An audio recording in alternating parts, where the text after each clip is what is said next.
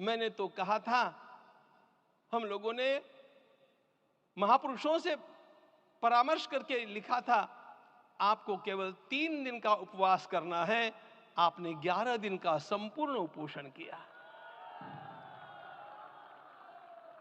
हमने 11 दिन एक भुक्त रहने के लिए कहा था, उन्होंने अन्न का ही त्याग कर दिया। महाभारत में कहा गया है, अनशन यह सबसे बड़ा तप है, अनशन।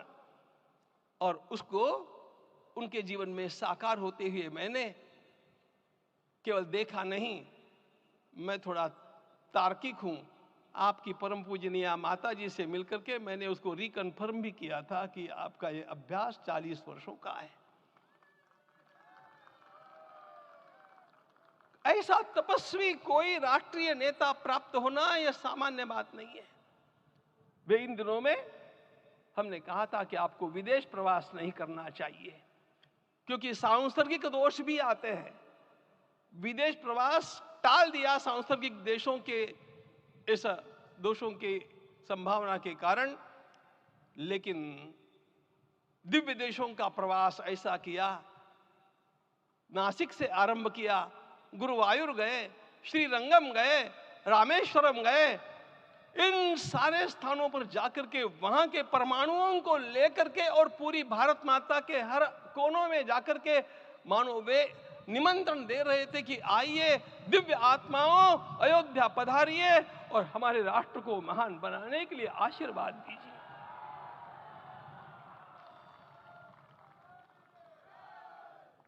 हमने केवल कहा था 3 दिनों तक आपको भूमि शयन करना चाहिए। 11 दिनों से आप भूमि शयन कर रहे हैं। इस कड़कड़ाती ठंड में इस प्रकार का शयन करना, मित्रों, ब्रह्मा जी ने सृष्टि को निर्माण किया। उस समय उन्होंने एक शब्द को सुना था। भारत की संस्कृति का सबसे मूल शब्द है तप, तप इति। हमारे पूज्य गुरुदेव के गुरुदेव परम गुरु कहा करते थे, कांची के परमाचार्य जी महाराज, तपश्चर। मैं जब भी उनसे मिलता था वे कहते थे तपश्चर। आज तप की कमी हो गई है और उस तप को हमने साकार आप में देखा। मुझे इस परंपरा को देखते हुए केवल एक राजा याद आता है जिसमें यह सब कुछ था, और उस राजा का नाम छत्रपति शिवाजी महाराज। छत्रपति शिवाजी महाराज। मित्रों, लोगों को पता नहीं है शायद,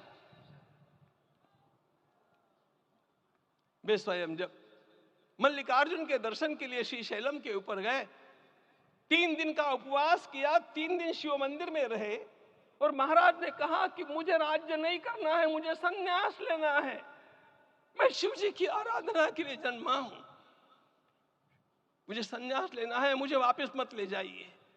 इतिहास का वो बड़ा विलक्षण प्रसंग है। उस प्रसंग में उनके सारे ज्येष्ठ मंत्रियों ने उनको समझाया और लौटा करके लाया कि यह भी आपका कार्य भगवत सेवा ही है।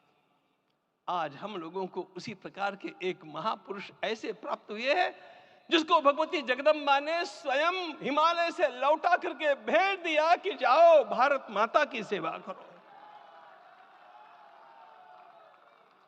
तुम्हें भारत माता की सेवा करनी है।